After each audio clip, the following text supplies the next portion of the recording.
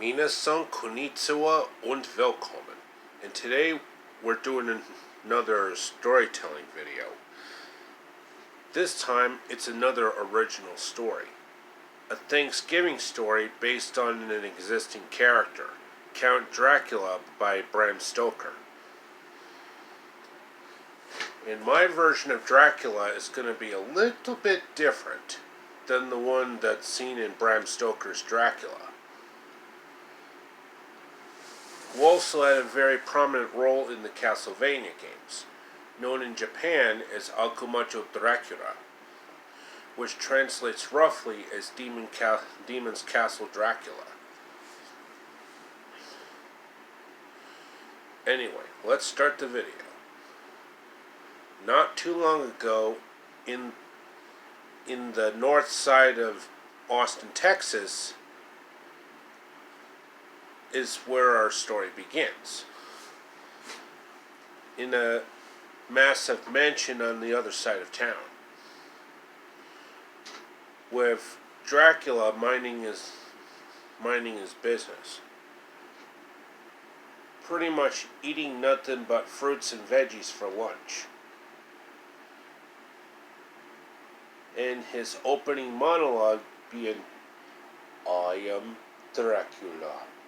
Listen to them, children of the night, what music they make." And he was actually playing Johann Sebastian Bach's Toccata and Fugue. Yep, Toccata and Fugue. And then his loyal puppet, Igor, announced a big, massive Thanksgiving feast that was to be held next week. And Dracula couldn't believe the news. "Tell all of my monster friends that I'll be there next week." "Yes, as you wish, master."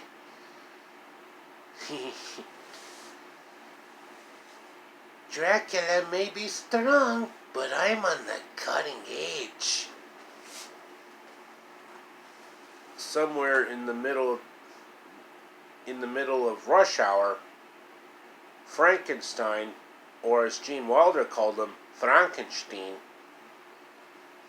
was buying some groceries for the feast next week. Thanksgiving good, Halloween bad. And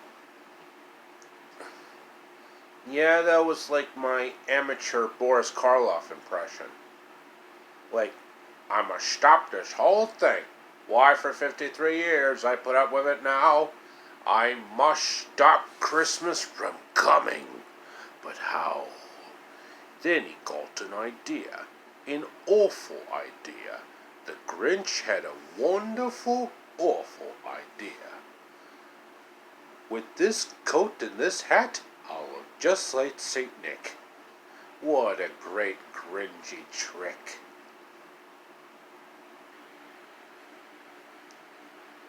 While at the Alamo Draft House in Texas, the Wolfman was watching Home Alone and Home Alone 2 Lost in New York on the big screen. Because they were doing like a holiday festival screening at that particular theater in Austin. And the Wolfman just couldn't wait to watch those two classic holiday movies on the big screen. He howled in excitement. "Oh! Ho, ho, ho! I'm just so excited about Home Alone and Home Alone 2.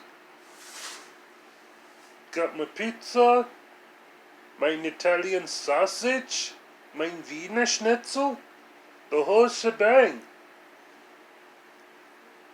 Let's bring it on."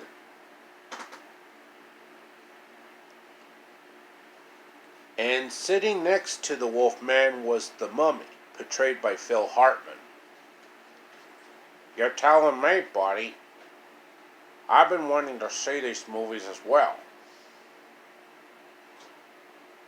And yet, the Mummy in the 1930-something film actually speaks proper English compared to the actual film. Or the Mummy reboot from the late 90s, early 2000s. So, when Dracula was preparing for his Thanksgiving preparations with all of his Universal Monster buddies, like Frankenstein, the Mummy, and the Wolfman, there were other amigos that he likes hanging out with, like the Phantom of the Opera, or Le Fantôme de l'Opéra by Gaston Leroux. And the Phantom definitely has the styling of Paul Lynde. The voice of Templeton from Charlotte's Web. Like, what kind of monkey shine is this? So, it's old Templeton to the rescue again, is it? So it's hurry up, Templeton, is it? And what thanks do I get for these services, I would like to know. You mean that? It's a deal. I know what I'm doing. I handle stuff like this all the time. And the Phantom of the Opera was actually looking for the biggest turkey at the local butcher. Excusez-moi, monsieur.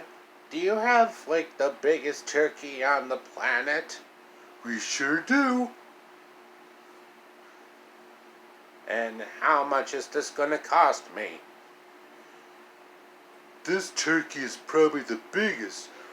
Pretty much 35 pounds worth of poultry goodness. That'll be like $35.95. You got yourself a deal. And the Phantom of the Opera happily paid for the turkey. And he also needed some ham from the other butchers. Like a butcher who's actually run by his daughter. Yep. A butcher actually has a daughter who loves meat as much as her dad does. And of course her much older brother, who sounds a lot like Louis Armstrong. Like, what a wonderful world! Excusez-moi, monsieur. Do you have, the biggest ham on the planet? We sure do. How much is this big ham? The biggest ham in the world. 35 pounds. That'll be like $35.95. It's a deal.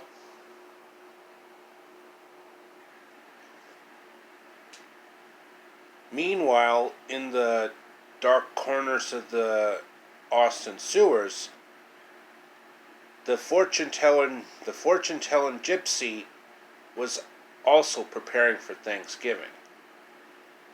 And this particular fortune-telling gypsy may be a female, but has the voice of Jonathan Winters. Like, the Shanbucks is that way. What? That ain't it? This better be good, kitty. You brought me in here to show me a candy bar? Cat, you're nuttier than that Rufus fella. So, Dracula's planning a Thanksgiving celebration, huh? Suppose I'm better join in on the fun, too. Come on, Heathcliff. Right away, master. Don't leave it nothing. The best part's coming up. Now watch what I do. This is the part I've been waiting for. Yeah, that was my best Heathcliff impression. 'Cause Heathcliff was originally voiced by Mel Blanc. Before his passing in 1989, the year I was born. Yep. That fortune-telling gypsy had a orange cat named Heathcliff, who eats mostly lasagna, like his rival Garfield. Like, whoever invented Christmas trees should be dragged out into the street and shot. Why is it that every Christmas I always get drugged out of my warm bed just to see some stupid old relatives?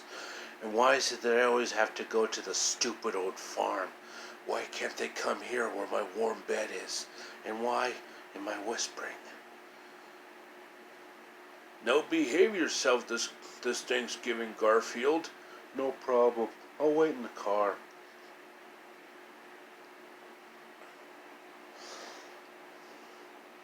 During the middle of the afternoon, Dracula was actually flying as a bat, traveling to Japan to find some really rare delicacies in that country. And then traveled to Germany for some beer and some baked goods. Because beer is normally associated with Germany, and teriyaki is normally associated with Japan. And kimchi is usually associated with South Korea. Then Swedish meatballs are associated with Sweden, and tropical fruits are associated with Brazil. Yep, Count Dracula actually went all over the world, finding the best food he could find for the feast. Everywhere from France to South Korea, from Germany to Japan, from Sweden to Brazil, from China to Mexico, and from Thailand to Italy. Wow, Dracula's really getting well prepared for the feast on Thanksgiving. Okay, that should be the end of part 1 of my original story. Stay tuned for part 2 as I continue the story, and I'll be right back after these messages, so stay tuned, and don't touch that dial.